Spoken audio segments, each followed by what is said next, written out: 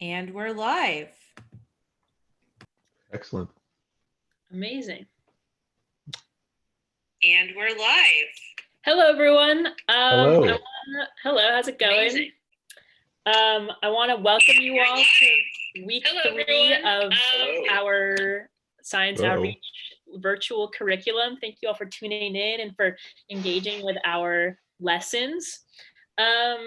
So we have a really awesome live stream for you all today. We have a really awesome guest. We're going to do some introductions. We're going to have a presentation with a local photographer in Tucson, Arizona, who's been working on a photo essay project right now, engaging with frontline community workers. We're gonna have a chance to talk to her, and then we're going to learn a little bit about an article that Shannon's going to discuss with related to the lesson we sent to earlier this week. And then we're going to have some time for questions about the lesson, questions about the worksheet, questions about the article, and also just general questions. We sort of want a virtual question box type activity for you all. So if you think of any questions, let us know, and feel free to write them in the comment section below. And we're going to end with some announcements. But before we do that, let's introduce everyone who's here. I can begin. My name's Eliza. I use she, her pronouns, and currently I'm calling you all from Brooklyn, New York. Nice. I'm Anna. You all saw me last week, so I'm happy to be back. I also use she, her pronouns, and I am in Tucson, Arizona. I'm Kellen. I use he, him pronouns, and I am living in Silicon Valley, California. Hi, I'm Shannon. I use he, him pronouns, and I am living in Vancouver, Washington, so just across the river from y'all.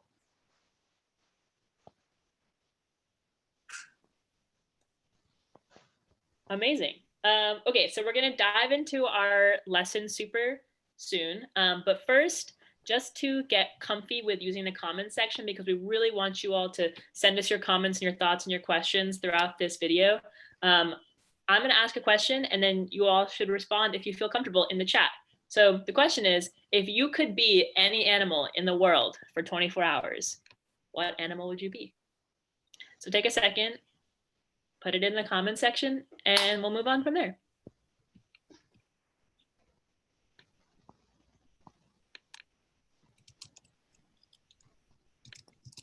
While we wait, what animals would you all be?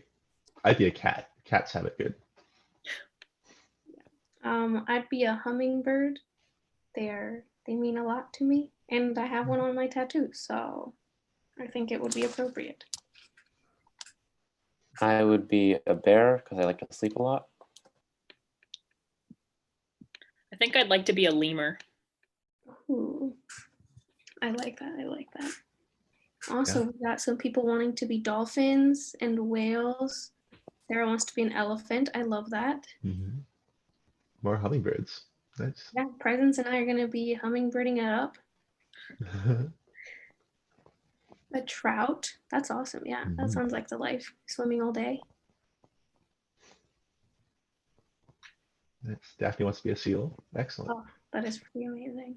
I like the dolphin. I also like dolphins a lot. That would have been my second choice if hummingbird is not available. You know, Shannon touched on a real truth, though. Cats have it so easy. That's true. True. Unfortunately, mine has abandoned her little nest next to my computer, so I can't show her off to the stream. But she's been just sleeping there all day, purring. Every 3 hours, she'll get up and she'll flip over to our other side and go back to sleep. That sounds like the life, honestly. I hope now that classes are over, I can be like your cat. Yeah. All right. Well, I think that's a pretty good amount of responses. We have 10 people watching, and we got a good amount. Someone is relating to your cat right now, or their cat is doing the same thing as your cat, which I think is fantastic. Cats are simple creatures. Yeah. All right. So I think we're good with that. Thank you all for sharing your animals. They're amazing. Very good options. So now we want to move on to a very special presentation that we have today for you all. This is our very first guest that we have on the live stream. We want to hopefully have more guests as the lessons go by, but I'm going to be introducing Kathleen Dreyer. She is a dear, dear friend of mine for a very long time, and I asked her to be on this. She's working on a fantastic photo essay, interacting with some frontline workers, of course, at a good distance away from them, and photographing them, and they're just fantastic. I know I really enjoy reading her posts about it, so I'm really excited for you all to see what she's been up to and for her to share her stories and everything. And feel free to put questions on the chat for her, and when she's done with the presentation, we can do a little Q&A for her. So Kathleen, take it away. Thank you for having me here today. If there are questions, I'm assuming Daphne or someone will let me know, because I only am seeing, the 6 of us here in Zoom. I welcome questions throughout. I have a few things kind of semi-prepared, but I do want this to feel engaging and relaxed and not a lecture. So I thought a good place to start is just to tell you a little bit about myself. I've lived in Tucson for 15 years. I was born and raised in Wisconsin. I am one of 7 kids. I have 6 brothers. I am the only girl and had to work really, really hard. And I always felt like my brothers had all the fun where I worked. Over the years, over my years, I have lived a couple different times in California, Alaska, Colorado, and then now in Arizona. I have about a 36-year career as a social worker in all of those states, including 14 here in Arizona. The reason why that information is significant for you to know, that being a social worker and being basically the only child that's a female in my family, I kind of got into being a helper. I kind of came out wanting to make the world a better place, I guess. And so I was drawn to the field of social work. I've covered every area of human services, but my primary work has been in child protective services, probably about 20 years, 25 years out of those 36 years, and as well as adult protective services. So I'm also a mom. I have a 23-year-old who graduated just last May. So I feel what all of you are going through, because I've experienced what my son went through as a student. He is living in Baltimore, so he's living in a hotbed of the COVID virus. He's a 2D animator, very proud of him. So I'm in my 15th year of being a photographer, like an official photographer. I did point and shoot, like everybody of my generation did for many, many years, but took up the craft seriously about 15 years ago. I'm largely self-taught, although I have many mentors and teachers over the years and attend seminars. My primary bread and butter is doing event photography, specifically for corporations. So let's say a software company is coming to Tucson. They're spending 4 days at one of our resorts here, and I'm with them, from sunrise to late in the evening, documenting the happenings of their event. And so I'm creating visual assets for the company that they share with their employees, maybe put in marketing reports, things like that. So I have been, even though I've been a photographer for 15 years, I always ran it on the side. Like I worked a full-time social work job for the state here until September of 2018. And I'm a middle-aged woman. You can tell by my growing out hair, from the pandemic, that I lost all of my, I'm getting ahead of myself. I decided in September of 2018 to take a chance that it was now or never to give myself the opportunity to try to be a photographer full time. So that took a lot of courage for me to do. And so it's been a great ride so far, right? And I was starting to acquire more and more of the assignments that were giving me a viable income. And I was very excited. In fact, last week, guess what? I was supposed to be in the Caribbean with a client, photographing their happening. And so like what happened in March, mid-March, when the pandemic we got wind of it, right? In a real way here in Tucson, Arizona, inside of a week, I lost 5 figures of income, just like that, just like that. And that was only for March and April. So right now I have 0 bookings on the calendar. I have a couple maybes at the end of the year. So things are kind of like up in the air for me.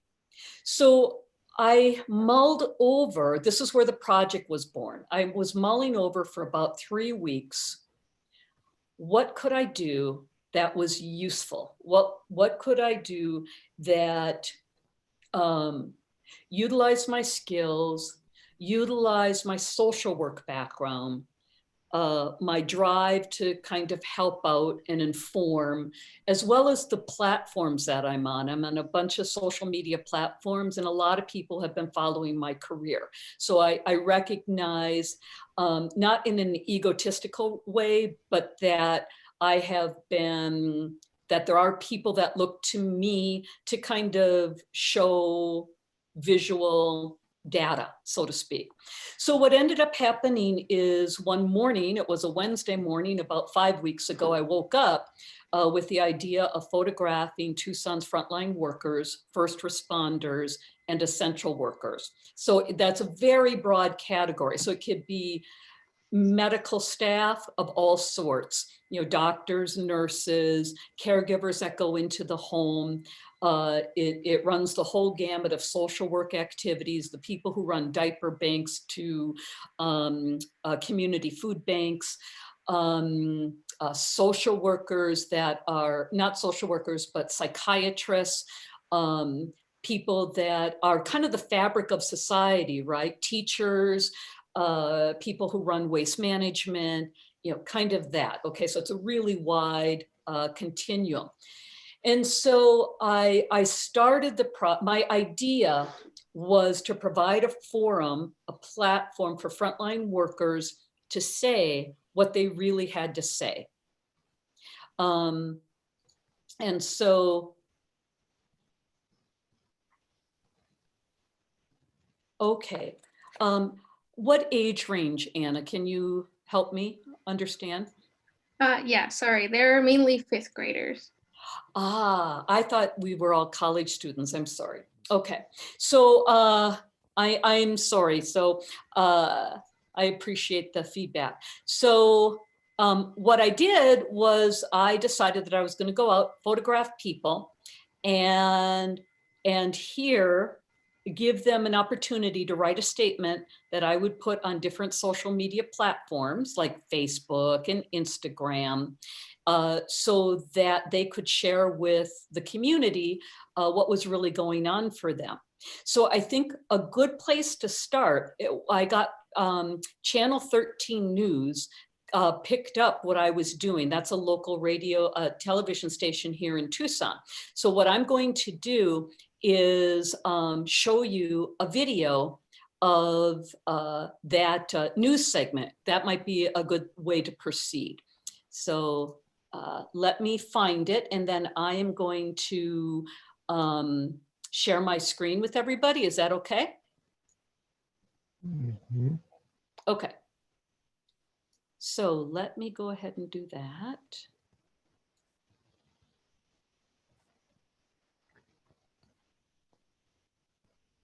Okay, so can everybody see this? Okay, great.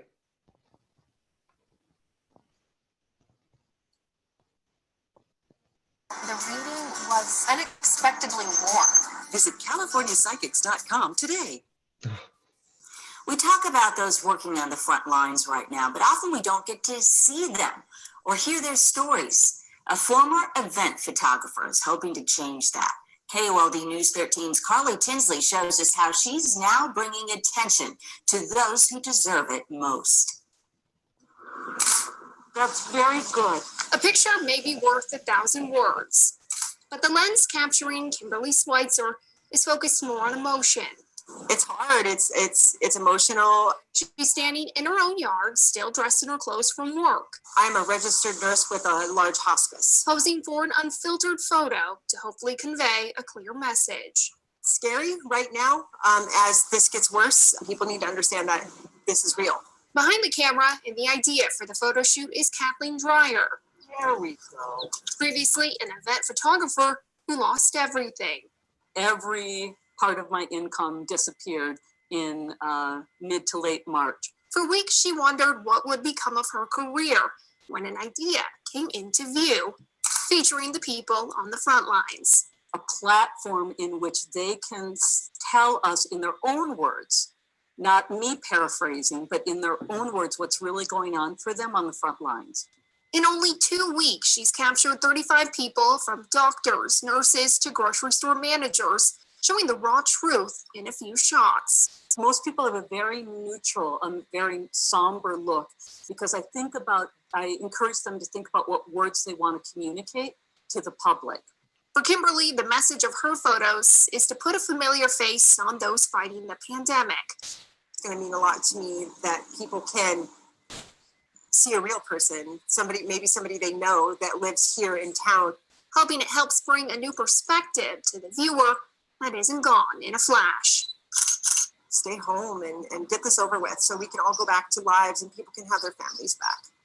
On the east side near 22nd and Camino Seco, Carly Tinsley, KOLD News 13. Okay. Thank you. You're welcome. So let me check. Are there any questions that any of the students have right now, just based upon this brief news article? Write those questions down or feel free to ask me. You may want to take a screenshot. Maybe a teacher might want to take a screenshot of this particular location, because there's more information on the article. So what has happened is, in that time, I'm going to share a couple other pages with you. In that time, since that time, I have photographed now somewhere between 50 and 55 people. And I have a Facebook page, and it's called COVID-19 and Tucson's Frontline Workers. And sorry, I have messages coming in. Sorry about that.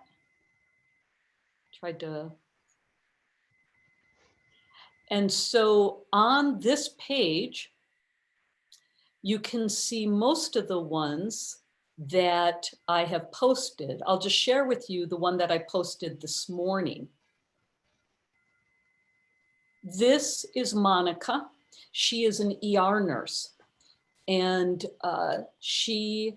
there's a lot of information here. People write a lot of statements, and they write very long statements, and I don't edit them except for like punctuation or spelling. And that's very intentional. The reason being is, when I was a social worker is really required to be quiet much of the time. People in any sort of helping position can't talk a whole lot about what goes on for them for real in their job, for all sorts of reasons. But this is a time where frontline workers want permission and have a need to be able to express and tell us exactly what's going on for us, for them, right? And my hope with this project is that people will kind of change what they're doing, that they'll be kinder to each other, that they'll use their masks. You know, we're not out of the woods yet. There's still a long ways to go. That they'll be considerate of each other, that they'll keep distance, that they'll take really good care of their health. So let me check in before I'm going too far into this. Are there any questions so far? None in the chat so far. Okay. Do you guys, as a panel, do you have any questions that you think would be of interest? Yes, I have a quick question, or a few, but we can start with one. I guess just what are you hoping to do anything with this project after the pandemic ends, or what are you hoping that this project will come to in the future? Well, originally I didn't have any intention other than to make good use of my time and serve my community, right? But as it proceeded, I'm just going to scroll up and down so you can see some of the portraits, and I'm going to scroll through a couple other pages that I created so you can see that. What happened was as I was working on this, more and more people said to me, boy, this needs to be a book. And this, this needs to go into an art gallery, And so people are starting to talk about that. And I would welcome those opportunities. And that also is a huge investment. And so, so it's quite possible that that could happen. In the meantime, I'm just proceeding on this. It's kind of evolving. Like I have some of the photos on my Instagram page. I'm going to create a dedicated Instagram page. I'm actually starting to do outreach to different publishers like the New York Times. I'm trying to let people know that I know in the industry outside of Tucson that might be interested in knowing what's happening here. Now, you said that the students are 5th graders, right? So if you look at these two pictures, if you see where my pointer is, this lady's name is Colleen, and she works for one of our, I believe we have 11 school districts in Tucson, and she works at just one of them. And the picture to the left of that is a little boy who came out of the car. They were using social distancing procedures families were driving up to the school to pick up breakfast and lunch every day, and Monday through Friday. And the family would drive up to the curbside. Colleen had a table that was near the curbside. They would gather the bags of food and put it on the table. And then the person would get out of the car to grab the food and put it in the car. So just to keep everybody as safe as possible and to reduce sharing or transmitting of any germs. Of course, I took this picture with the mother's permission and without showing her son's face, just to keep his identity safe. So to give you an idea of perspective, I'm wondering how many youth watching are actually receiving school lunches right now, like going to their own school to pick up lunch. So we have the Amphi School District. I'm just kind of to let you know how many meals are being served and how great the need is during this time is, remember, I think we have 11 school districts in Tucson. So Amphi is one district. They have 13 kitchens in one district, in Amphi district, and they are serving approximately 30,000 meals a week. So you multiply that by 11 to get an idea of just how many hundreds of thousands of meals are being served just in Tucson every week, right? It's really important. So to me, my idea is to encourage people to think about stuff that they don't think about, and how often do we think about the lunch lady? Now, most all of the portraits that I took is people are very, they have a very kind of neutral or sad look on their face, or more serious. But Colleen said, I'm absolutely not going to have a neutral face. My kids see me smiling, and they're going to see me smiling in every picture, because she really understands the importance of her role, that just by being there every day and handing out the lunch, she lifts people's spirits. So this is just one of 50 stories that I have so far, and every story is really super important. All right, thank you so much. You're welcome. I'm getting info from Presence that we're starting to run out of time for our interview, but thank you. This has really been informative. Thank you. Yeah, Thank that's- you, everybody. I hope everybody stays safe and healthy. I appreciate the opportunity to be able to speak to you all. And if any questions come up afterwards, team, you can just let me know and I would be happy to answer those questions. Mhm. Yeah, thank you so much, Kathleen. If you want to stop sharing your screen so then I we're am going to do that right now. Fantastic. Yeah, so that was great. I love seeing this project. And just to like get a little wrap up for you all to understand what was going on. I know that was a lot of information and some of it might have not fully stuck in everybody. Basically what Kathleen is doing is she is taking pictures of frontline workers and essential workers here in Tucson and giving them a place to sort of voice their experiences. We wanted to sort of tie this in, and if you all remember, we did stories of hope during the semester while we were still in Portland and able to go to your classrooms. So this is what we're trying to show you, that as much as everything is a little scary going on right now, there is some happiness in the world, and Kathleen is doing her best to bring some joy to these essential workers. So thank you so much, Kathleen, for being with us. You're welcome. Let's jump into the rest of our live stream. Sorry, I forgot words. So yeah, we'll keep going. Thank you so much, Kathleen.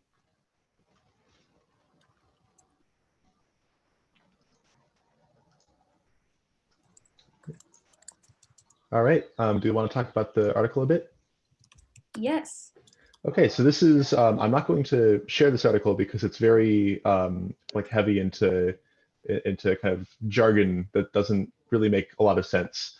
But there was a recent study done by the World Health Organization, which is one of the major players kind of trying to keep people safe during COVID-19. And this caught my attention because as you might know, as you might have remembered from our video, we talked about the SIR model and to kind of try and essentially predict how fast diseases are spreading and how we can fix that or how we can slow down the spread. And so we have the susceptible group of people who can contract the virus, the infective group of people who are getting it, and then the removed group of people who have gotten it and have then either recovered or passed away. And the idea of the model is that once someone has gotten the virus, then they can't really get it again. But this WHO article was saying that there's not really evidence so far that this virus behaves the same way. So I had a question for all of you, which is that if it's true that we can theoretically, if someone gets the virus, they can get it again, what would that do to our model? So do we want to brainstorm in this call while people type answers in the chat? There is no wrong answer for this. This is a current question that's ongoing, and scientists around the world are trying to find an answer.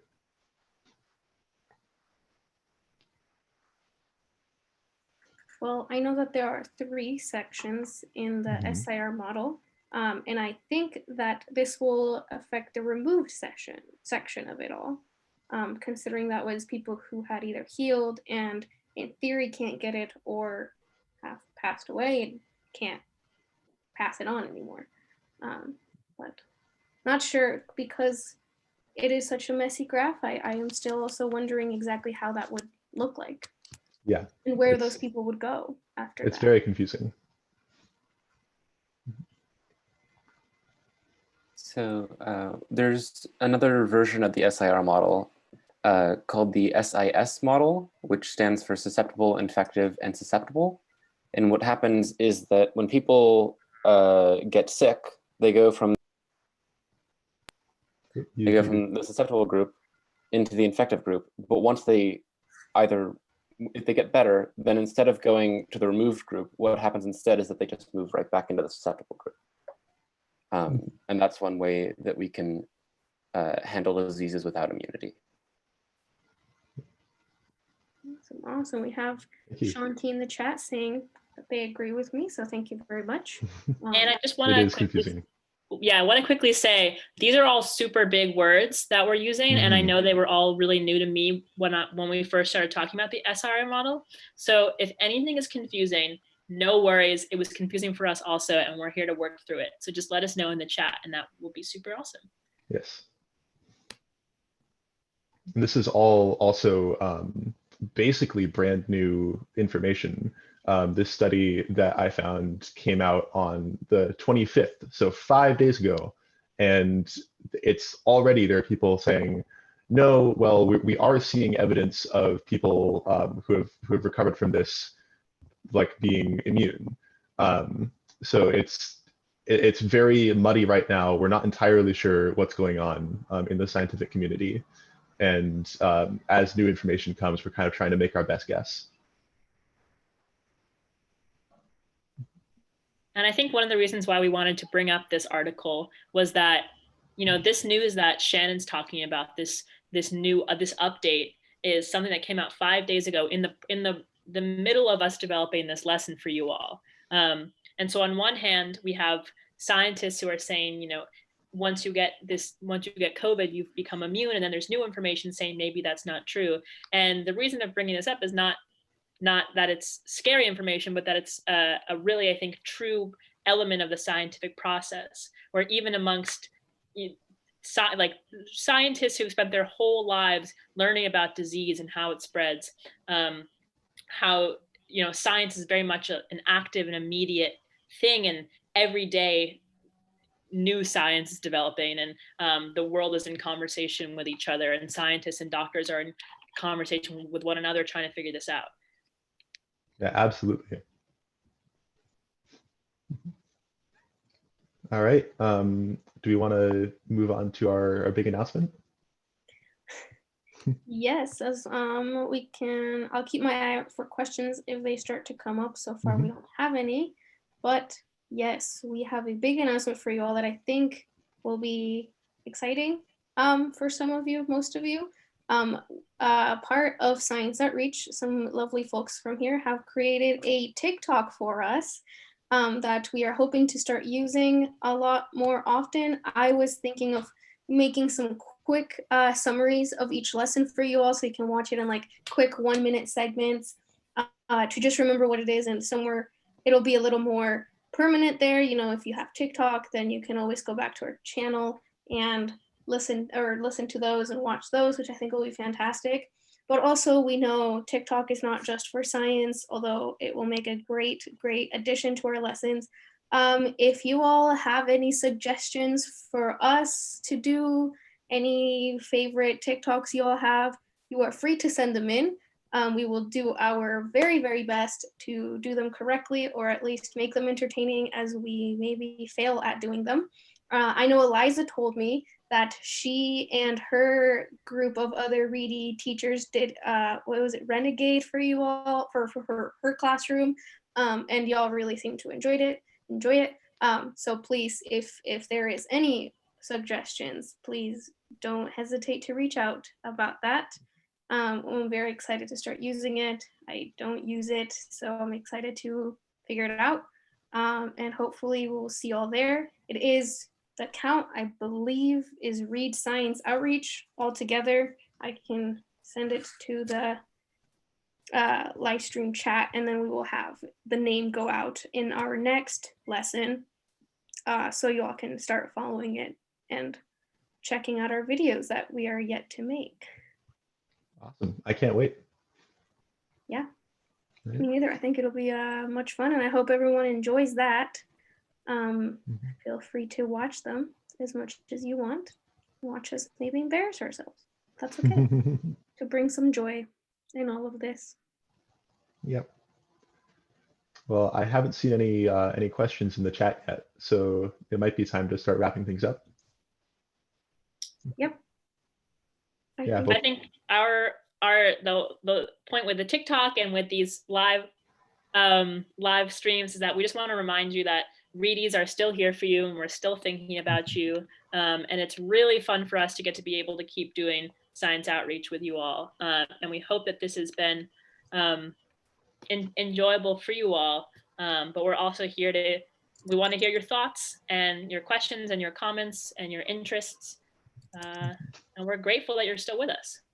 Yeah, and thank you all for bearing with us through this. This is a very very hard thing to explain. It's really complicated, and just kind of models in general are something that I personally struggle with a lot.